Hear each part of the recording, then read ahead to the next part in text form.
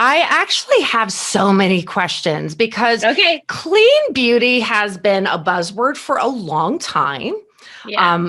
I see that actually I was reading about how your brand started where it was cleaner than most, but it wasn't really a thing then. Yeah. And that you had educated yourself to really transform your business to something that was a focus on clean. But what does that mean? What does it mean? What do you mean? I think that's a really good question. And I think the challenge is there's not really a consistent answer. Okay. Right? Like in my experience, everybody's line in the sand is different for what ingredients they think are acceptable or not acceptable. And so that's the challenge with it, is it's not one thing.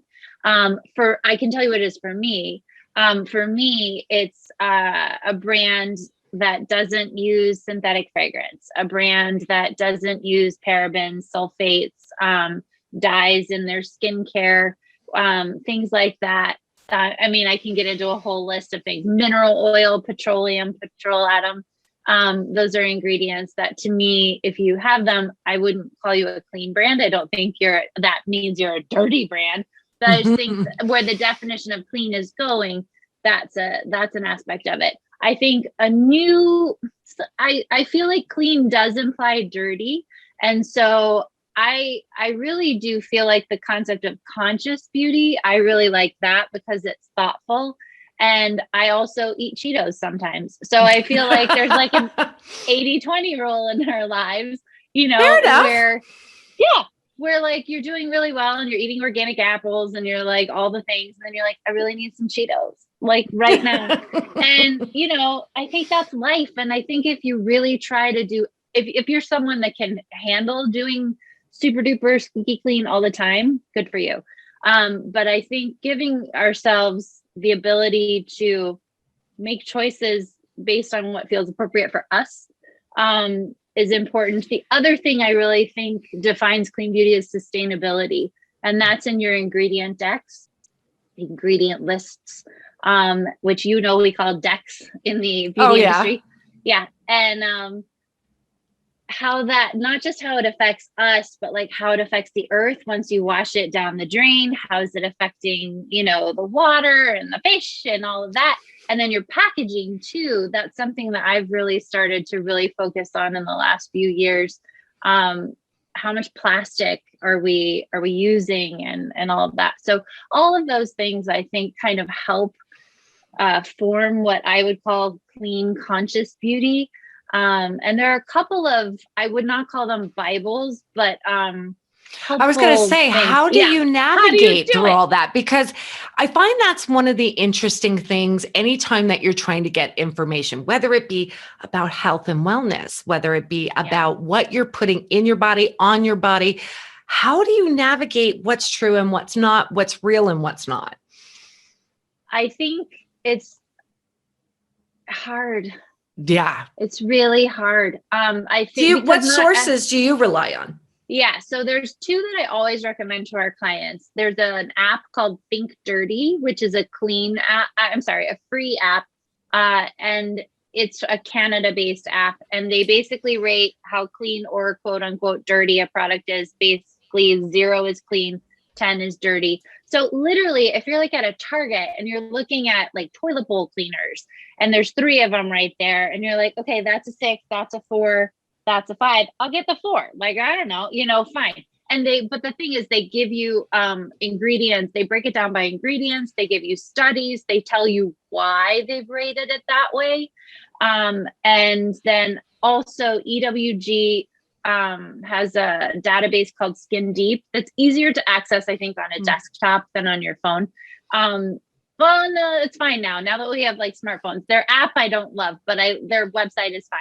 And that will also rate how clean or dirty something is according to them. And that's the thing. They have their own parameters. Think Dirty has their own parameters, but I think they're a good kind of jumping off place for like, because you can fall into like a clinical study on whatever ingredient this is. And then you can decide, I really like the way that cherry blossom hand soap from such and such smells. I don't care, it's okay. Or if you're like, oh, I don't actually need that, and I can go have this lavender one with lavender oil from this other company, and I'm still totally happy.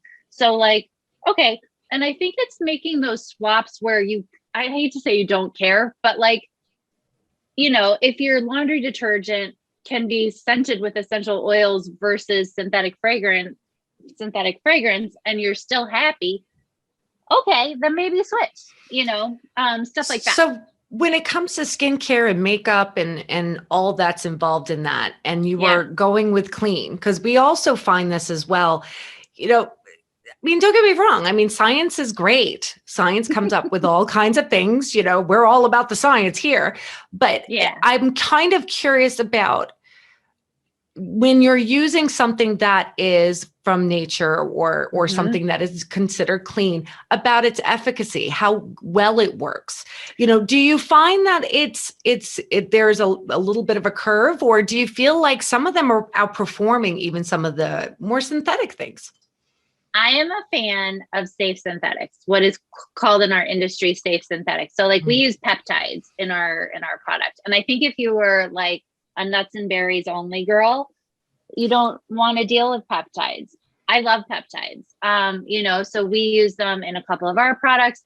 I think what do peptides do for your products? So peptides are really good for collagen boosting. They minimize the appearance of fine lines and wrinkles. And stuff like that. Like they're clinically proven. Like that's the thing. They're made in a lab. So they're clinically proven. And it's interesting. What I found when we started to work with them was they have a conventional peptide that's made with like a petroleum base, like a butylene glycol or something like that. And then they will have a clean one that's not clean one, quote unquote, that isn't. So we tend to go for that cleaner option, but it didn't grow on a tree. You know what I mean? So and we use it. So I think everybody's version of what is acceptable, again, is different. But I personally really love those things because they are backed by studies. They are clinically proven, and it's documented. Like you can see, not that they've clinically tested, like we carry a product called Tommy oil, and they've done clinical studies on that with like wound healing and antimicrobial stuff and like stretch marks, and it's crazy. And that all has documentation too. So I think some of those ingredients, like you were asking, can be as efficacious as the synthetic ones. It just depends on what you're looking for. It's a lot. And so I feel like finding people who will tell you the truth and be really transparent with you is really important. You were saying like, we didn't start as a clean brand. We absolutely didn't. My background was doing makeup for like lots of professional stuff. And clean was not on the docket. Like they needed something that was going to perform really well, that was going to hold up. And this was 10 years ago that I started my company. Sorry, my dog just came in, so you might hear little feet. That's okay. We love the doggies. He's here. But so I had no like awareness of like clean beauty. And then it just I started to shift with time. Do you know what I mean?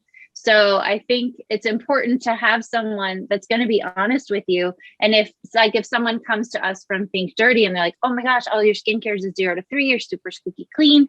I'm looking for foundation. I'll be like, hold up. Our foundation is probably like a 5. If Think Dirty was on, had rated our foundation. And I want to be really honest with you because we haven't reformulated it yet. And it's cleaner than conventional foundation, but it is not the same level of clean currently as our skincare is because we're independently owned. We were, in my house 2 years ago, working out of my house. So it all takes time and money, as you know, to come out with new products, and we just can't do a brand overhaul. So I try and be really honest with my clients and honest in our messaging too. It sounds just sensible, in all honesty. And especially when you start to realize that there is no true standard of what clean is. It is kind of open to interpretation. So with that being said, to just be as honest as you can, hey, who can ask for more than that?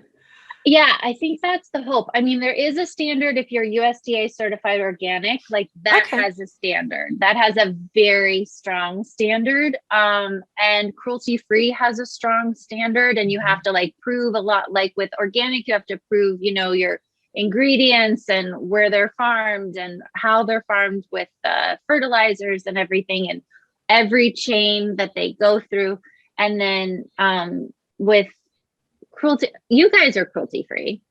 Yes. Yeah. So like, all of that, you've got to like talk about the animals in utero and like all this stuff, and you're not testing on them. So like, all of that, those two things I think are like, there's a standard and there's rules. Everything else is just not, which is annoying because people will put something in a clean package and be like, naturally do. And you're like, oh, great, it's clean. And then you look at the back and you're like, this isn't clean.